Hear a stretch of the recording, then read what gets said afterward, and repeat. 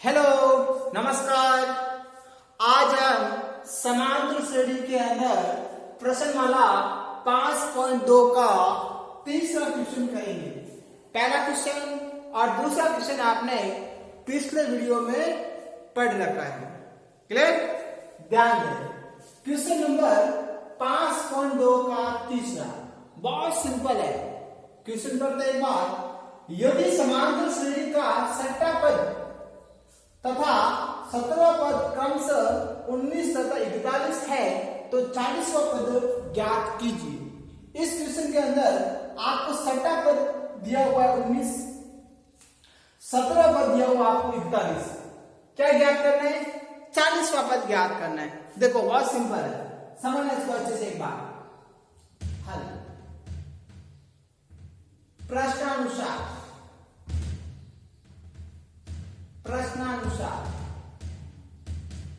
प्रश्न क्या कह रहा है?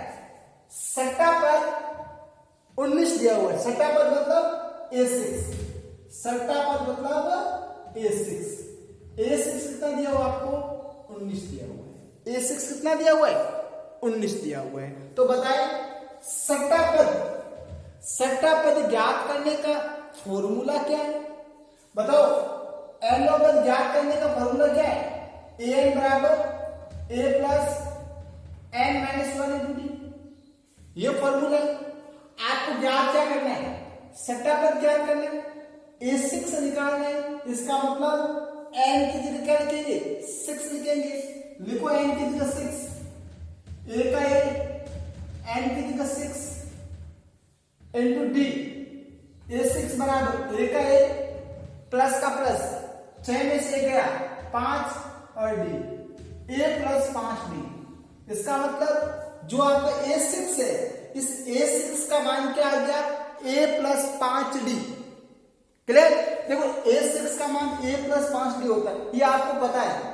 आपने जब समांतर श्रेणी का पहला वीडियो पढ़ा था, उसके अंदर मैंने स्टार लगाकर पहली हेडिंग लगाई थी, समांतर श्रेणी का व्यापक रूप। इसके अंदर मैंने लिखा था A6 बराबर a प्लस 5d। अगर आपको एक 50वां पद ज्ञात करना है तो कैसे करोगे? a प्लस गुण 50d, 50 में से घटा दो, a प्लस गुण 50 है d।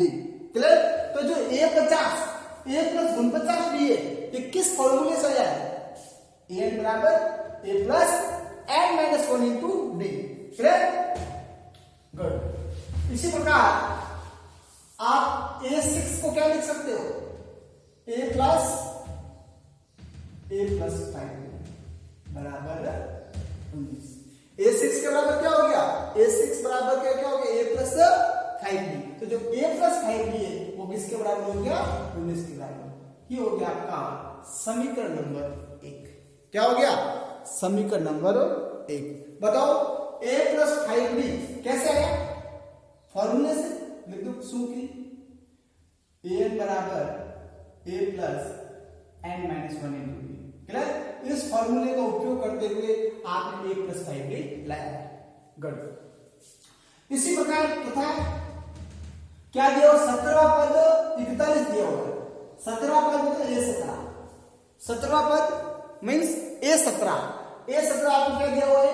41 दिया हुआ है। A17 बराबर 41। क्लियर? A17 का मान a प्लस 16d। A17 का मान क्या हो जाएगा? a प्लस 16d बराबर 41। कैसे प्राप्त हुआ? समीकरण नंबर 2। a प्लस 16d कैसे प्राप्त हुआ? 17वां पद ज्ञात करना था, n की जगह 17 लिख दो, n minus 1 sorry 17 minus 1 16d हो गया। इसका मतलब यहां पर भी कौन सा फॉर्मूला लगाए? an बराबर a plus n minus 1 into D. प्रत्येक क्वेश्चन के अंदर फॉर्मूला लिखना बहुत बहुत बहुत जरूरी है। क्लियर? क्योंकि फॉर्मूले के एग्जाम में नंबर मिलते हैं। ये हो गया समीकरण नंबर 1, ये हो गया समीकरण नंबर 2। आपको क्या ज्ञात करना है? 40वां पद ज्ञात करना है। 40वां पद मीन्स A40 बराबर a प्लस 39d। ये ज्ञात करना है। 40वां पद ज्ञात करना है। इसका मतलब a प्लस 39d का मान ज्ञात करना है। इसके लिए आपको क्या चाहिए? ये तो आपको a का मान चाहिए, एक आपको b का मान चाहिए। ए और डी का मान किससे निकलेगा? समीकरण 1 और समीकरण 2 से। तो देखिए अब आप 9th क्लास में जाओ, एक बार आप 9th क्लास में जाओ। 9th क्लास में आपने प्रश्नमाला स्यार पढ़ी होगी। प्रश्नमाला स्यार क्या थी? दो स्वरों वाले रैखिक समीकरणों का हल, दो स्वरों वाले समीकरणों का हल पढ़ा था आपने, क्लियर? उसके अंदर आपने कितनी विधियां पढ़ी थी? 3। विलोपन विधि, प्रतिस्थापन विधि, वज्र गुणन विधि। यहां पर आपको इन तीनों विधियों में से कोई एक विधि लगानी है। आप चाहो तो विलोपन लगाओ, आप चाहो तो प्रतिस्थापन लगाओ, आप चाहो तो वज्र गुणन लगाओ, बट हमेशा ऐसे क्वेश्चन में सिंपल से सिंपल विधि है विलोपन विधि। कौन सी विधि है? विलोपन विधि। यहां पर आपको कौन सी विधि लगानी है? विलोपन विधि लगानी है। इसका मतलब समीकरण 1 और समीकरण 2, ये प्लस या प्लस ये प्लस ये प्लस, इसका मतलब समीकरण 2 में समीकरण क्या करोगे? 1 को घटाओगे। समीकरण 2 में से समीकरण 2 में से समीकरण 1 को घटाने पर अब आप क्या करोगे? समीकरण 2 में से समीकरण 1 को क्या कर दोगे? घटा दोगे। घटा दो समीकरण 2 में से। समीकरण 2 क्या है? a प्लस 16d बराबर 41।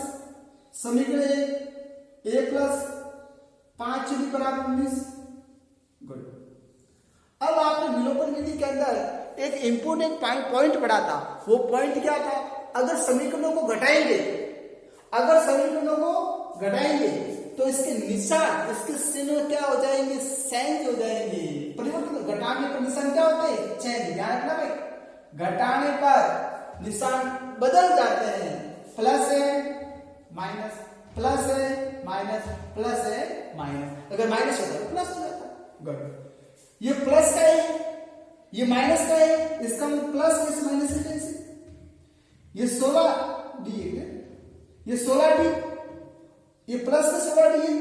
अब ये माइनस के 5d है, तो 16 में से 5 घटो 11d बराबर। ये प्लस के 41 है और वो माइनस के 19 है, तो 41 में से 19 घटो 11 में से 9 गया 2, और यहां 3 में से 3 में से गया 2, 22।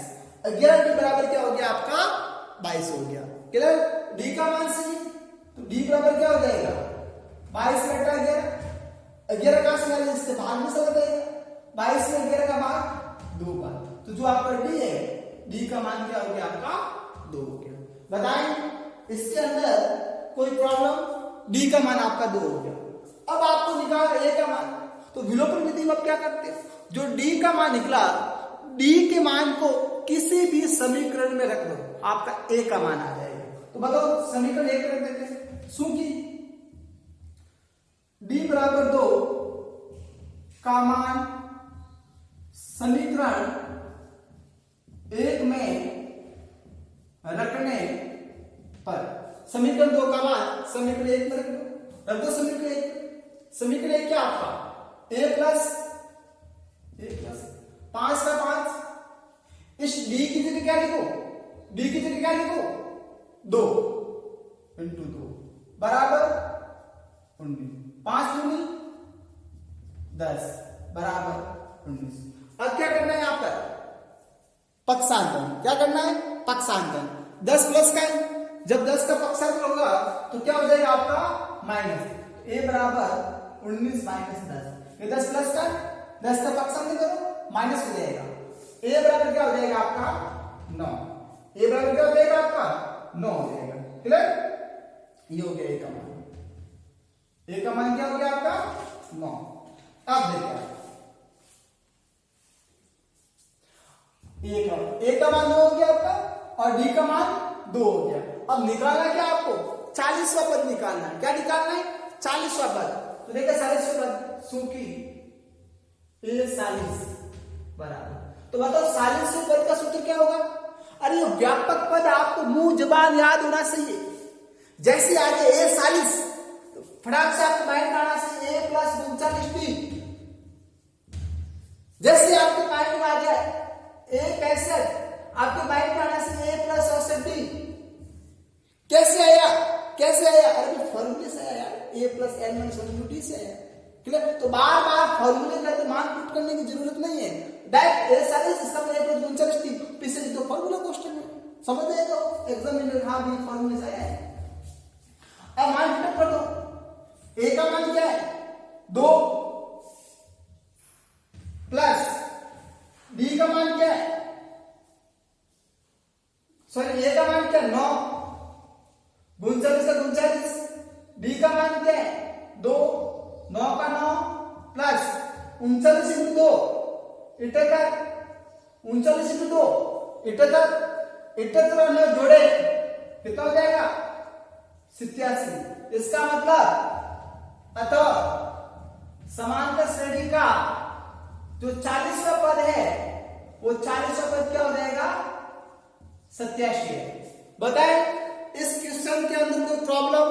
बहुत सिंपल है। हाँ, शर्त यह रहेगी कि आपको विलोपन विधि और प्रतिस्थापन विधि 9th क्लास की आनी चाहिए। अगर आपने 9th क्लास अच्छे से पढ़ी है तो इस क्वेश्चन में कोई प्रॉब्लम नहीं है। बस समीकरण 1 आ गया, समीकरण 2 आ गया, क्लियर? A17 से समीकरण ए आ गया, A6 से समीकरण ए आ गया, A1 आ गया, और A17 से समीकरण 2 आ गया। फिर समीकरण 2 में समीकरण 1 को घटा दो, घटाने के निशान चेंज, इसी प्रकार डी का मान आ गया, डी का मान समीकरण 1 में रख दिया, ए का मान आ गया। 40वां पद ज्ञात करना है तो 40वां पद का सूत्र ए प्लस 39d, मान पुट कर दिया, आपका आंसर हो गया। तो लिखिए इसको एक बार अच्छे से, बहुत सिंपल है।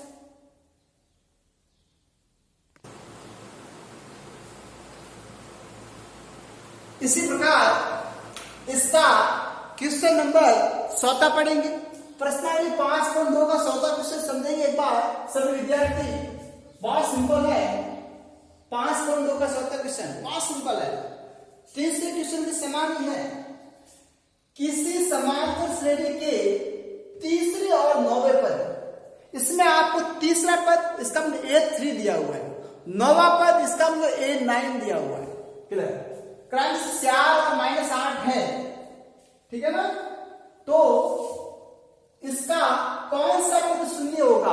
कौन सा पद, कौन सा पद? इसका मतलब क्या ज्ञात करना है? दूसरा क्वेश्चन पढ़ा था आपने, कौन सा पद क्या ज्ञात करना है? एन ज्ञात करना है। क्या ज्ञात करना है? एन ज्ञात करना है। इसका मतलब सबसे पहले आपको प्रथम पद ए सही है, गुड। उसके बाद आपको सार अंतर डी सही है, गुड। कैसे निकालेंगे? निकाल लेंगे विलोपन विधि से, बहुत सिंपल है। हल ध्यान रखना अच्छे से, बात बहुत सिंपल है। किसी समांतर श्रेणी के तीसरे पद, इसका मतलब A3 बराबर से आ गया, A3 बराबर से आ गया। तो बताओ A3 का मान क्या होता है? A plus 2D। मेरे पास सिंपल A प्लस 2D समीकरण करेंगे। कैसे प्राप्त हुआ? अरे इस सूत्र से प्राप्त हुआ, an बराबर a plus n minus 1 into b। Clear?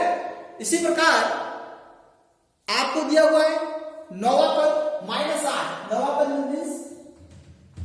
Means a9 बराबर -8, और a9 का फॉर्मूला a प्लस 8d बराबर -8। समीकरण नंबर 2 कैसे प्राप्त हुआ? अरे भी सूत्र से प्राप्त हुआ, सेम सूत्र लिख नहीं। क्लियर? Very good. अब क्या करोगे? समीकरण 2 को समीकरण 1 में से क्या करोगे? घटाओगे। तो a और a का निशान सेम है और d और d का निशान सेम है। क्लियर? तो आप क्या करोगे? क्योंकि समीकरण 2 में से समीकरण 1 को घटाने समीकरण 2 में से एक को, समीकरण 2 का मान a प्लस 8d बराबर -8। समीकरण 1 का मान a प्लस 2d बराबर 4। क्लियर? आप समझना अच्छे से।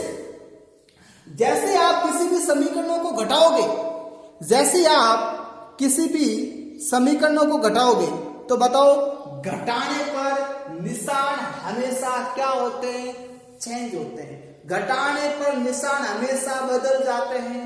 अगर प्लस का है तो माइनस कर दो, ये प्लस का है माइनस कर दो, ये प्लस का है माइनस कर दो, ये प्लस का है ये माइनस कर दो। ऊपर वाले को चेंज नहीं करना, नीचे वाले को ध्यान रखना है। ऐसे नहीं इसको माइनस को प्लस कर दो, नहीं, नीचे वाले को देखना है। ए प्लस का था माइनस कर दिया, 2d प्लस का था माइनस कर दिया, 4 प्लस का था माइनस कर दिया। आप देखो ये ए प्लस का है और ए माइनस का है, ए में से गया 0 कैंसिल हो जाएगा।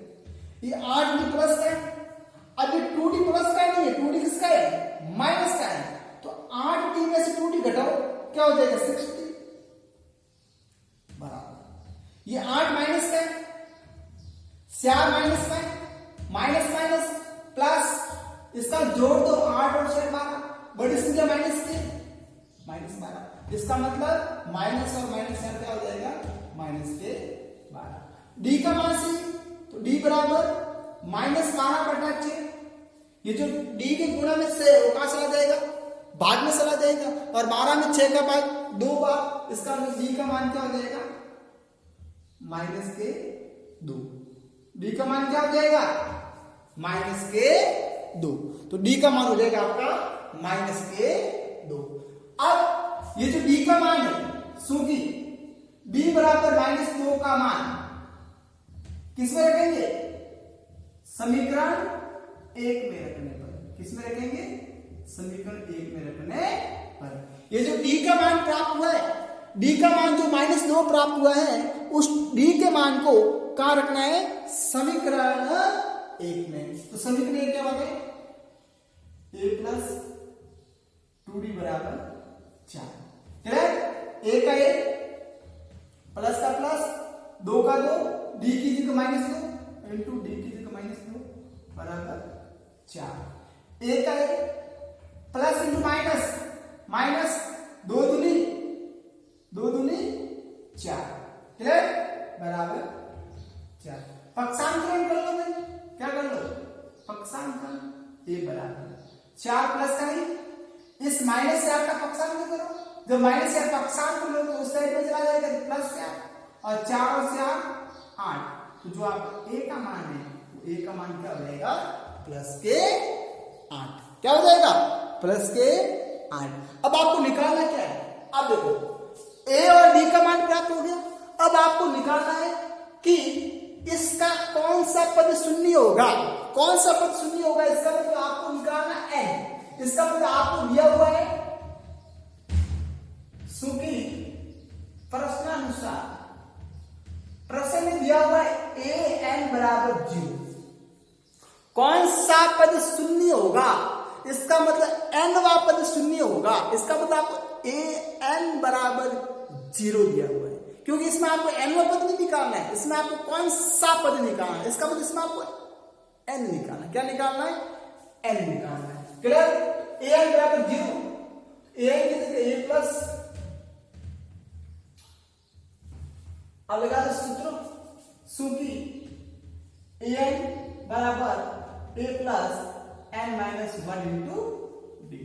क्लियर, a n की जगह क्या लिखे बताए 0, a n की जगह 0, a की जगह प्लस क्या प्लस n निकालना n का n इंटू d का मान क्या हो जाएगा बताए, d का मान क्या हो जाएगा -2, d का मान -2। अब क्या करते हैं बताए, पक्षांतर कर ले, कर दो पक्षांतर। ये 8 प्लस का इधर आएगा तो माइनस का बराबर पीछे बचा n-1 इंटू -2। आपको n का मान सी, इसका मतलब n-1 के गुणा में -2 है, तो -2 का पक्षांतर कर दो। जैसे -2 का पक्षांतर होगा, ये -2 गुणा में, तो गुणा का पक्षांतर क्या होता है हमेशा भाग होता है, तो -8 -2 भाग में चला जाएगा बराबर n-1।